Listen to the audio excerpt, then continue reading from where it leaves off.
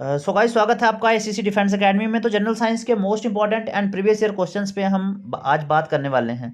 तो ये video most helpful उन कैंडिडेट्स के लिए रहेगी जो कि एसएससी 1-3 के लिए प्रिपरेशन कर रहे हैं, और जो कैंडिडेट्स अभी से एसएससी 1-3-2 के लिए प्रिपरेशन करना चाहते हैं तो उनके लिए भी ये वीडियो हेल्पफुल रहने वाली है।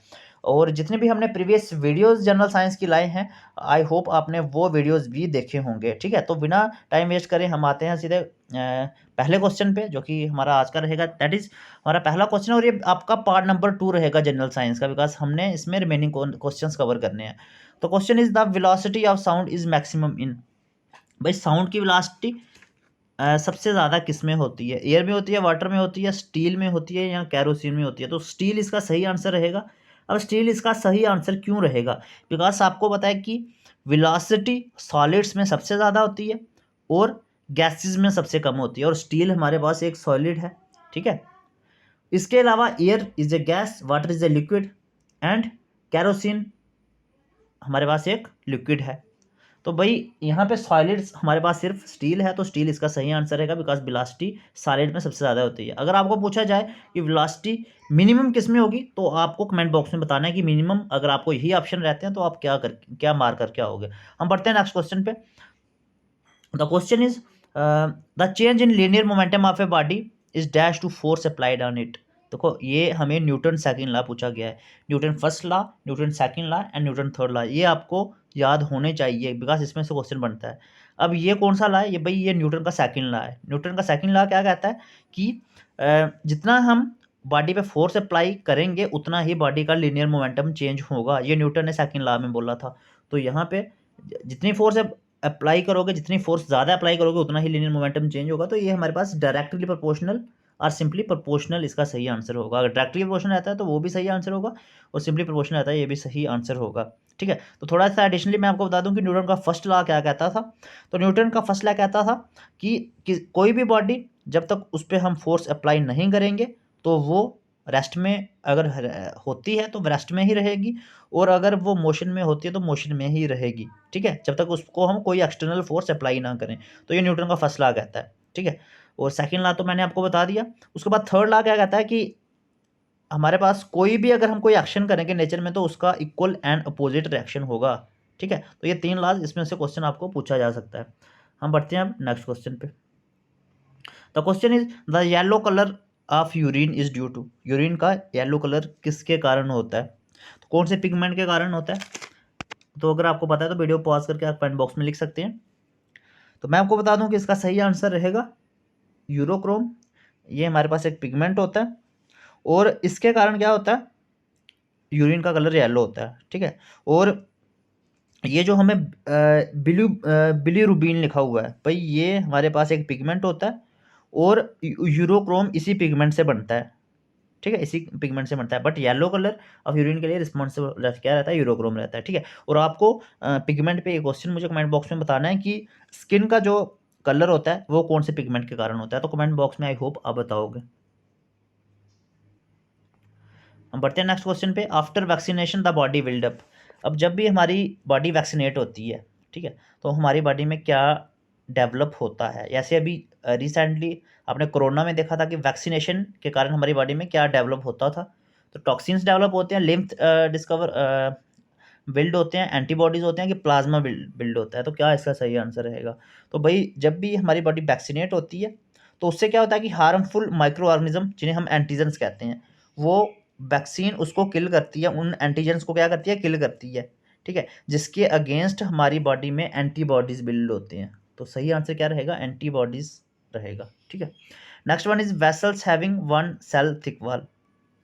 यहाँ पे हमें क्या पूछा गया है कि हमारे पास वो वेसल यहाँ पे ओनली वन सेल होता है, उस वेसल को क्या कहा जाता है? तो उस वेसल को क्या कहा जाता है? दैट इज नोन एज, उसे कैपिलरीज कहा जाता है। तो ऑप्शन ए इसका सही आंसर रहेगा। ठीक है, अब कैपिलरी हमारे पास एक ऐसी वॉल होती है जो कि ओनली एक ही सेल से बनी होती है, जिसकी थिकनेस ओनली एक सेल की वजह से होती है। और ये कैपिलरी वॉल किससे बनी होती है? ये एंडोथेलियल सेल से बनी होती है। ठीक है, और उसके बाद अब ये कैपिलरी वॉल क्या करती है? ये बॉडी में ऑक्सीजन, न्यूट्रिएंट्स और वेस्ट को क्या करती है? टिश्यू सेल्स में से पास होने के लिए अलो करती है। ठीक है, तो ये पॉइंट्स आपको मेन में नोट कर लेने, बिकॉज इसमें से भी क्वेश्चन आपको पूछा जा सकता है। ओके, और इसके साथ ही मैं आपको बता दूं कि अगर आप यहाँ पे एग्ज़ाम डेट के लिए फर्स्टली बता दूं कि 20 जुलाई 2024 को है, सभी को पता होगा। ठीक है, और अगर आप अभी भी प्रिपरेशन शुरू करना चाहते हैं, बिकॉज यहाँ पे आपके पास 1 महीने से कम टाइम बचा है, मैं यहाँ पे 25 डेज़ ही काउंट करूँगा। तो यहाँ पे अगर आप कोर्स में इनरोल होते हैं और अगर आप 25 डेज़ में 100% सिलेक्शन चाहते हैं, तो भाई पीडीएफ नोट्स आपको मिलेंगे अगर आप कोर्स में इनरोल होते हैं। आपको मैराथन क्लासेस मिलेंगी, रिकॉर्डिंग क्लासेस मिलेंगी, रात को 9 बजे से लेकर 11 बजे तक आपकी लाइव क्लासेस रहेंगी। यहाँ पे आपके टीचर्स के साथ इंटरेक्शन रहेगी, आप कोई भी क्वेश्चन आपको पूछ सकते हैं टीचर्स को, और आपके डाउट्स भी क्लियर किए जाएंगे।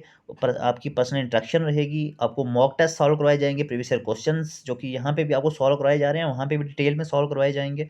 और ये ऑफर वैलिड ओनली आज के लिए है, यहाँ पे डिस्काउंट भी 60% तक अब मिल रहा है। ठीक है, तो लिमिटेड सीट्स पेंडिंग है। तो मैं आपको बता दूं कि अगर ऑफिसर बनने के सपने को पूरा करना चाहते हैं तो भाई आप अभी कोर्स में इनरोल हो सकते हैं।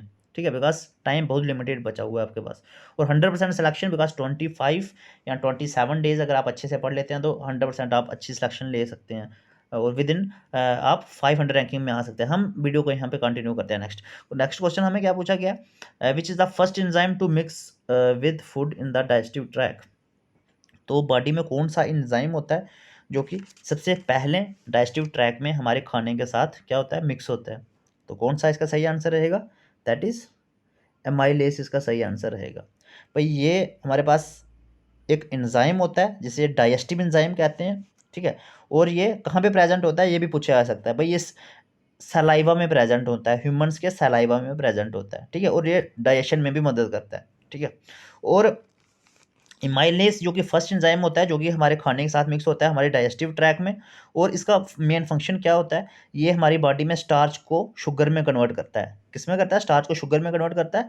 और इस प्रोसेस को क्या कहा जाता है, इसको हाइड्रोलिसिस कहा जाता है। आई होप ये आपको पॉइंट्स आपने नोट भी करे होंगे और आपको क्लियर हुए होंगे। तो कमेंट बॉक्स में बताएं कि ये आपको क्वेश्चन समझ आ रहे हैं और कितने ये हेल्पफुल आपके लिए हैं। हम बढ़ते हैं नेक्स्ट क्वेश्चन पे, study of antigens and antibodies found in blood. तो हमने एंटीबॉडीज़ के रिगार्डिंग प्रीवियसली क्वेश्चन में भी देखा। तो यहाँ पे क्या पूछा गया है कि एंटीजेंस और एंटीबॉडीज़ की स्टडी को क्या कहा जाता है। हमारे ब्लड में जो एंटीबॉडीज और एंटीजेंस डेवलप होते हैं उसकी स्टडी को क्या कहा जाता है, that is known as serology कहा जाता है अभी। ठीक है, और एक बार मैं फिर से रिपीट कर दूं कि बिकॉज एंटीबॉडीज तो हमने पढ़ा, बट एंटीजेंस क्या होते हैं। भाई एंटीजेंस हमारे पास एक ऐसा सब्सटेंस होता है जो कि हमारे इम्यून सिस्टम को क्या करता है, इम्यून सिस्टम को उस तरह से रेडी करता है कि हमारा इम्यून सिस्टम एंटीबॉडीज़ को बिल्ड कर सके। ये हमारे पास सब्सटेंस हो गए कौन, एंटीजेंस। अब एंटीबॉडीज़ तो बता चुका हूँ, एंटीबॉडीज़ कब बिल्ड होते हैं बॉडी में, एंटीबॉडीज़ जैसे ही हमारी बॉडी से पैथोजेंस किल होते हैं ड्यू टू वैक्सीनेशन, तो हमारी बॉडी में उन पर्टिकुलर पैथोजेंस के अगेंस्ट एंटीबॉडीज़ बिल्ड होते हैं। ठीक है, तो यहाँ पे सिंपली हमें डिटेल में यहाँ पे नहीं पूछा है, यहाँ पे सिंपली पूछा कि एंटीजेंस और एंटीबॉडीज़ की स्टडी को क्या कहा जाता है, उसे सीरोलॉजी कहा जाता है। ठीक है, नेक्स्ट वन इज कंट्रोल। अब ये कंप्यूटर क्वेश्चन में से पूछे गए क्वेश्चन हैं। तो control shift and alt keys को क्या कहा जाता है, बार बार क्वेश्चन पूछा जाता है। तो इसका सही आंसर क्या रहेगा भाई, इसका मॉडिफायर कीज़ कहा जाता है। ठीक है, ये मॉडिफायर कीज़ क्यों कहा जाता है, बिकॉज ये क्या करते हैं, ये बहुत सारे मतलब यहाँ पे टेम्परली ये मॉडिफाई करते हैं बहुत सारे फंक्शंस को। जैसे हम क्या करते हैं, मॉडिफायर कीज़ जैसे कंट्रोल शिफ्ट या अल्ट, इसके साथ किसी भी हम बटन को प्रेस करेंगे दोनों साथ में, तो हम एक पर्टिकुलर फंक्शन को परफॉर्म करते हैं, तो हम टेम्परली उस फंक्शन को मॉडिफाई करते हैं, तो इसलिए इनको मॉडिफायर कीज़ कहा जाता है। ऐसे हम कंट्रोल और ए को जब इकट्ठे दबाएंगे तो यहाँ वहाँ पे क्या ऑप्शन परफॉर्म होता है, क्या फंक्शन परफॉर्म होता है, सेलेक्ट ऑल। तो जितना भी यहाँ पे टेक्स्ट होता है स्क्रीन पे तो वो सारा क्या होता है, सेलेक्ट हो जाता है। ठीक है, तो आप कमेंट बॉक्स में क्या बताओगे कि कंट्रोल प्लस के किसके लिए यूज़ किया जाता है, क्या फंक्शन परफॉर्म करता है। एक तो हमारे पास कंट्रोल इज ए मॉडिफायर की, और क्या फंक्शन कंट्रोल प्लस के क्या परफॉर्म करता है, कमेंट बॉक्स में बताओगे। बट नेक्स्ट क्वेश्चन पे, dash is the process of finding errors in software code. तो एरर्स फाइंड करने की टेक्निक को क्या कहा जाता है सॉफ्टवेयर कोड में। देखो बग, बग किसे कहते हैं, एरर को बग भी कहा जाता है, और बग को फाइंड करने की टेक्निक को डीबगिंग कहा जाता है। तो डीबगिंग इसका सही आंसर रहेगा। ठीक है, आई होप ये आपको क्लियर हो चुका होगा। Debugging is the process of finding errors in software code.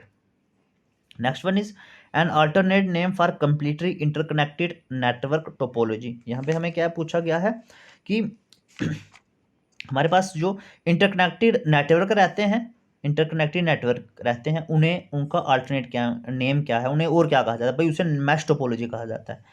Mesh topology किसे कहते हैं? यहाँ पे हमारे पास हर एक कंप्यूटर नेटवर्क डिवाइस से इंटरकनेक्ट रहता है, हर एक कंप्यूटर नेटवर्क डिवाइस से इंटरकनेक्ट रहता है, और इस टेक्निक को क्या कहा जाता है, इस प्रोसेस को मैश टोपोलॉजी कहा जाता है, और यही इसका अल्टरनेट नेम पूछा गया है किसका, इंटरकनेक्टेड नेटवर्क टोपोलॉजी का। आई होप ये आपको क्लियर हुआ होगा। बढ़ते हैं हम नेक्स्ट वन पे। अब नेक्स्ट क्वेश्चन क्या है हमारे पास, द बाइनरी नंबर 11000101 हैज़ कितने बाइट्स इसमें। देखो मैं आपको बता दूं कि smallest unit of data, bit is the smallest unit of data माना जाता है, ठीक है, ये आपको पता होगा। और वन हमारे सॉरी बिट एंड 8 बिट्स मिलके एक बाइट बनाते हैं। भाई कंप्यूटर में से शॉर्टकट कीज़ हो गए या फिर आपको मेमोरी में से, डाटा में से क्वेश्चन पूछा जा सकता है, तो इनको आप थोड़ा सा देख के जाएं, ठीक है। तो smallest unit of memory is bit, और 8 बिट्स मिलके एक बाइट बनाते हैं, ठीक है। तो हम यहाँ पे बात करते हैं, क्वेश्चन में पूछा गया है कि बाइनरी नंबर जो यहाँ पे हमें दिया गया है, तो 11000101, यहाँ पे आप देखोगे कितने यहाँ पे बिट्स हैं, कितने यहाँ पे डिजिट्स हैं, तो भाई 8 डिजिट्स हैं, तो 8 बिट्स मिलके 1 बाइट बनाते हैं, तो इसलिए यहाँ पे आंसर आपको क्या फिल करना है, 1, बिकॉज यहाँ पे 8 बिट्स से ये मिलके बन रहा है, ठीक है। तो आपको कमेंट बॉक्स में क्या बताना है भाई, आपको मुझे बताना है कि वन निब्बल कितने बिट्स से मिलके बनता है, बिकॉज निब्बल पे क्वेश्चन आता है, बिट्स पे क्वेश्चन आता है, तो आप कमेंट बॉक्स में बताओगे। नेक्स्ट क्वेश्चन पे पढ़ते हैं।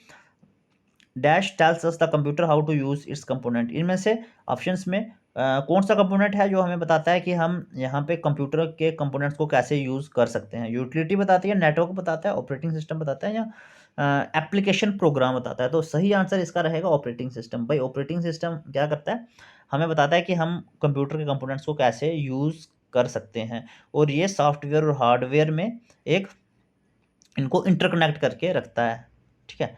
तो आई होप ये आपको कंप्यूटर के क्वेश्चंस भी अंडरस्टैंड हुए होंगे, ठीक है। और इसके साथ ही मैं आपको यहाँ पे एक चीज़, बहुत इंपॉर्टेंट चीज़ बता दूँ कि 25 डेज़ के लिए जो क्रैश कोर्स है, देखो इसमें आपको हर एक चीज़ मिलनी है, अंतिम प्रहार बैच है, और इसमें 100% सिलेक्शन की गारंटी है भाई। यहाँ पे आपको हर एक चीज़, प्रीवियस ईयर क्वेश्चंस जो कि हर बार एग्जाम्स में आते हैं वो भी डिस्कस करे जाएंगे, पीडीएफ नोट्स, वन लाइनर्स आपके रहेंगे, मैराथन क्लासेज रहेंगी, रात को क्लासेज रहेंगी, टीचर्स के साथ फाइनली इंटरेक्शन रहेगी, मॉक टेस्ट रहेंगे। और यहाँ पे एक चीज़ मैं आपको और बता दूं कि जो भी कैंडिडेट्स यहाँ पे ACC 131 के लिए इनरोल होते हैं, तो उनको ACC 132 के लिए भी यहाँ पे ऑफर मिलेगा। तो इसके साथ ही मैं आपको बता दूं कि 1 मंथ में 100% सिलेक्शन के लिए भाई आप अभी से कोर्स में इनरोल हो जाइए, विदाउट एक दिन भी वेस्ट करें, बिकॉज 25 डेज़ हम मान के चल रहे हैं। 25 हमारे पास अभी 27 से 28 डेज़ है, बट 25 डेज़ अगर आप मान के चलो तो भाई आप अगर गारंटी सिलेक्शन चाहते हो ना, तो आज से ही आप प्रिपरेशन को शुरू कर दीजिए, और 100% सिलेक्शन आपकी हो सकती है। बिकॉज बहुत सारे कैंडिडेट्स प्रीवियसली भी हमारे साथ जिन्होंने टॉप 50 रैंक में भी आए हुए हैं, वो भी 1 मंथ प्रिपरेशन करके, ठीक है। तो आप हमें व्हाट्सएप कर सकते हैं किसी भी क्वेरी के लिए, और कोर्स में एनरोल होने के लिए 8120745966। और ये भी आपको जो इंपॉर्टेंट वीडियो जो आपको मिल रही है ना, इनको भी आप कंटिन्यूसली रिवाइज करते रहिए, ठीक है। सो मिलते हैं गाइज नेक्स्ट क्लास में। Thank you so much and wish you all the best.